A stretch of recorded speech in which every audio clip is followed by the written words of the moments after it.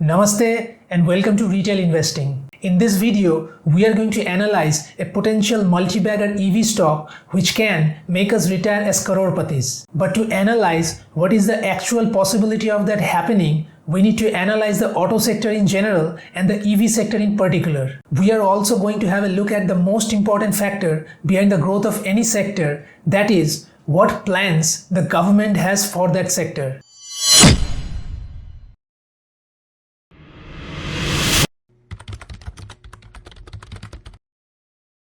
The automotive sector is one of the main pillars of the Indian economy. The contribution of this sector to the national GDP is more than 7.1% now, which used to be only 2.7% when liberalization began in 1992. Comparing the size of the Indian economy of today versus 1992, we see a growth of more than 11 times from under $300 billion in 1992 to over $3.5 trillion today. Whenever an economy undergoes such massive growth, the boom in the auto sector is even more impressive. As of 2021, two-wheelers and passenger cars accounted for 77% and 18% market share respectively. Export of automobiles from India increased from 41 lakhs in 2020 to 56 lakhs in 2021. That's a massive growth of 36% in just 1 year. The Ministry of Heavy Industries aims to double the size of the auto industry to 15 lakh crore rupees by the end of 2024.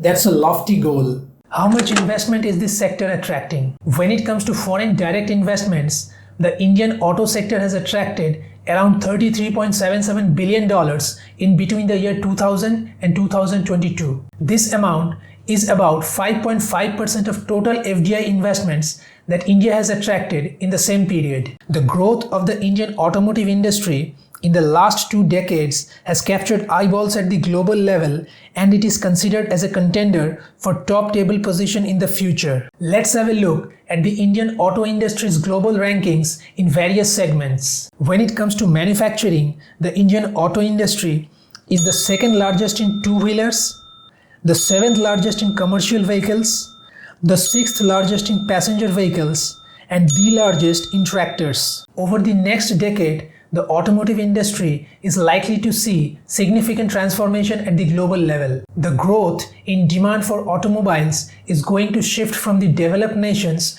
to the developing nations, mainly the BRICS. And India is emerging to be the most attractive, cost-effective manufacturing destination for automobiles. This massive growth in the auto sector is also going to experience a massive change in technology as well. The technology to transition from internal combustion engines to electric vehicles. Now, let's have a look at the most important factor for the auto sector, that is, what plans the government has for the transition from internal combustion engines to electric vehicles. The Ministry of Heavy Industries launched a scheme by the name of FAME, which stands for Faster Adoption and Manufacturing of Electric Vehicles. The phase 2 of this scheme has been made operational beyond 2024. Under this scheme, the state transport units, municipal corporations, and other government organizations are getting financial assistance to acquire electric buses. Whenever there is a demand for a product in the core government sector, there is massive opportunity for businesses to make huge profits. India's 2030 EV ambition. Niti Aayog has signaled that after 2030, all vehicles sold in India will be electric vehicles.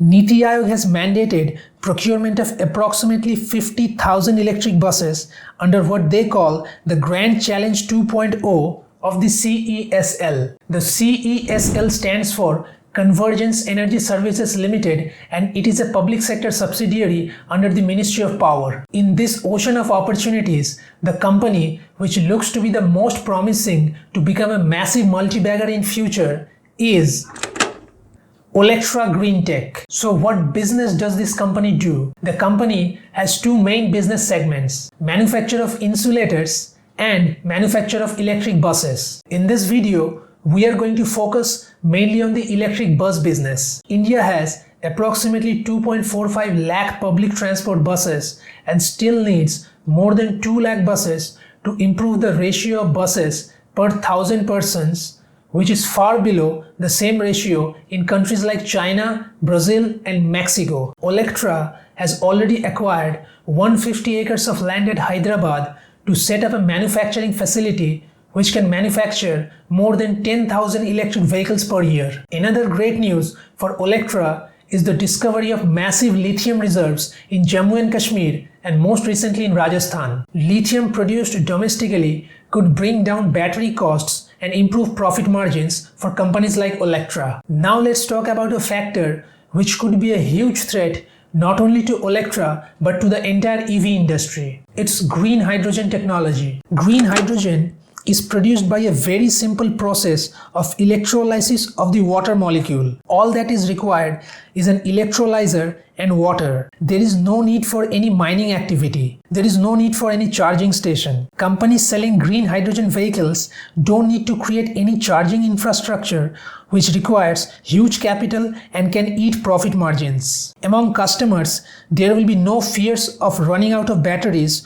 while going on long drives. Customers also don't have to worry about replacing batteries after a few years, which is a very expensive process. Battery prices can be up to 50% of the cost of a vehicle. So imagine if you buy a car of 10 lakh rupees today, you may have to spend 4 to 5 lakh rupees 5 years later. Green hydrogen vehicles solve all these problems. In January 2023, the Ministry of New and Renewable Energy announced the National Green Hydrogen Mission. This mission is divided into two phases. The first phase is going to last from 2023 to 2025, and the focus during this phase will be on building infrastructure like manufacture of electrolyzers. The second phase will be from 2026 to 2029, and in the beginning of this phase, the cost of green hydrogen is expected to become competitive with fossil fuels. This means the real game of green hydrogen will start only after 2029. All of these developments in green hydrogen technology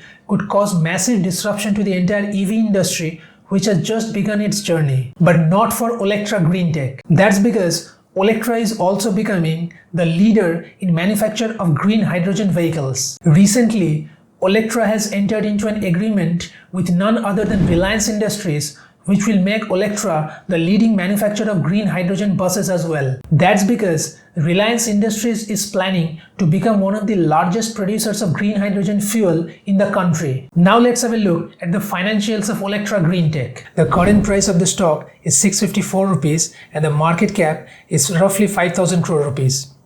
The stock is trading at a PE of 81.9 as compared to the industry PE of 71.7. Now, when compared to the industry PE, it might look that the stock is trading at an expensive valuation, but if we go to the peer comparison section, we see that its competitors are being shown as Tata Motors trading at 73 PE and Ashok Leyland trading at 60 PE. It's quite clear that Olectra Green Tech belongs to a different league from these two companies, which means a higher valuation is easily justified. The growth prospects of Olectra is clearly much higher than that of Tata Motors and Ashok Leyland.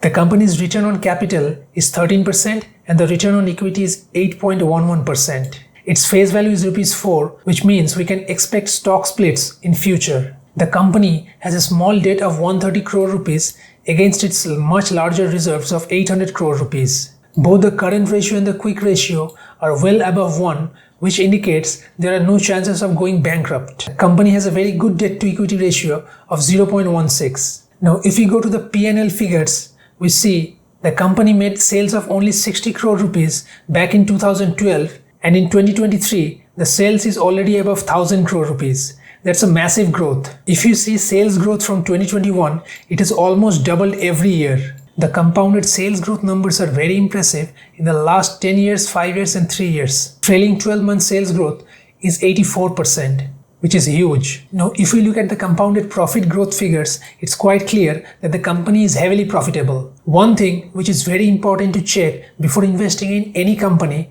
is that whether the company is cash flow positive or not. Now, if you look at the cash flow from operating activities, this figure is the most important, that is the profit from operations. Here you will notice that the company has been consistently cash flow positive when it comes to making profit from operations. From 2021 to 2022, the growth in cash flow coming from profit from operations has grown by more than 4 times. All these are signs of a fundamentally very strong company and a potential multi-bagger. If we look into the shareholding pattern, we will notice that the FIIs have constantly increased their shareholding. It went up from 3% to above 10% and now it's at 9%. FIIs usually do not hold stocks for long terms. They sell out within a couple of years. So this means this 9% FII holding could reduce in the recent future, and that means the stock price could correct a lot. So long-term investors must be prepared for it, and for retail investors, any such correction would be a massive opportunity to accumulate the stock, in my opinion. I think it is very much possible for Olectra's market cap to go from 5,000 crore rupees to 5 lakh crore rupees in between 2035 and 2040. In the 2030s and 40s, it's quite possible